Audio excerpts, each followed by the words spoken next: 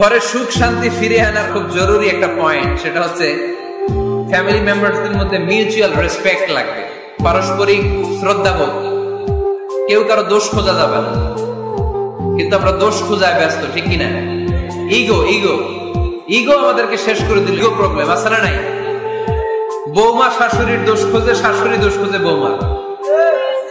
হ্যাঁ, আছে আছে আছে। ফ্যামিলিটা জাহান্নামের টুকরা হয়ে গেছে। বউ শাশুড়ি দেখতে পারে না, শাশুড়ি বউ দেখতে পারে না, আছে না নাই? এর কারণটা কি শুনি বলেন? তিনটা উত্তর নিব এখান থেকে। একজন বলেন যে বৌমা শাশুড়ির পিছনে লাগা থাকে, আর শাশুড়ি বৌমার পিছনে লাগা থাকে। বৌমা শাশুড়ির ছায়া দেখতে পারে না, শাশুড়ি বৌমার ছায়া দেখতে পারে না। কারণটা কি? একজন এদিকে আওয়াজ করে। আত্মসম্মানের কারণে। তার মানে ইগো ইগো প্রবলেম। এদিকে একজন। ইসলামের জ্ঞান নাই, মাশাআল্লাহ। আর এদিকে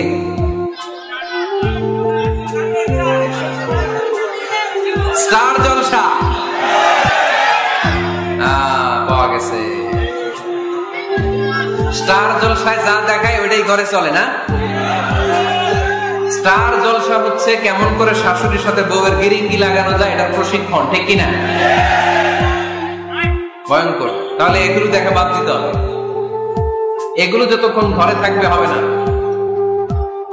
হবে না। রিমোট কন্ট্রোল কেড়ে নিবেন, কেড়ে নিয়ে মাইল লাগাই দিবে।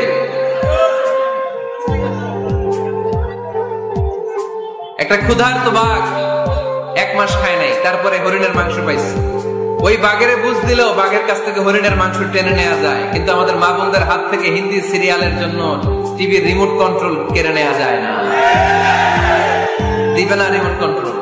তো এই জন্য আপনাদের কথা অনুযায়ী এই জি বাংলা স্টার জলসা হিন্দি সিরিয়াল হচ্ছে বৌমা শাশুড়ির গিরিঙ্গি বা দ্বন্দ্বের প্রধানতম কারণ। তাহলে হিন্দি সিরিয়ালকে ঝাড়ু পেটা করে বের করে দিতে হবে। এগুলোর সাথে মুসলিম পরিবারের কোন সম্পর্ক। আরো কিছু কারণ আছে, এগুলো আমি বের করছি, শুনবেন?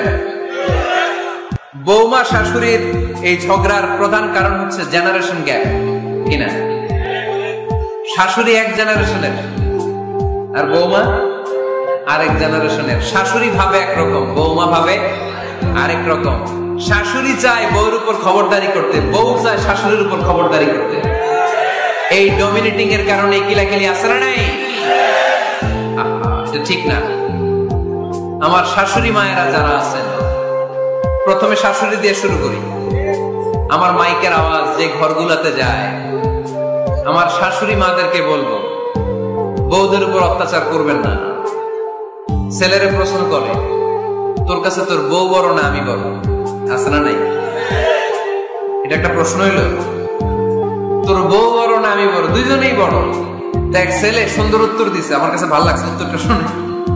এক মা প্রশ্ন করছে, তোর এতদিন আমি লালন পালন করে বড় করলাম, জীবন যৌবন তোর জন্য শেষ করলাম, আজকে বউ পাইয়া বউ তোর আপন হয়ে গেল। এবার ছেলে উত্তর দিছে, মা, আমার মুখ থেকে মা ডাক শোনার জন্য তুমি কি কষ্টটাই না করছো জীবনে। 10 মাস আমার পেটে ধারণ করলা, খাইতে পারো নাই, বমি করছো, খালি ওষুধ খাইছো, তোমার পেট কেটে আমার বের করা হয়েছে, 2 বছর আমার দুধ খাওয়াইছে, পেশাব পায়খানা করেছে, পরিষ্কার করেছে।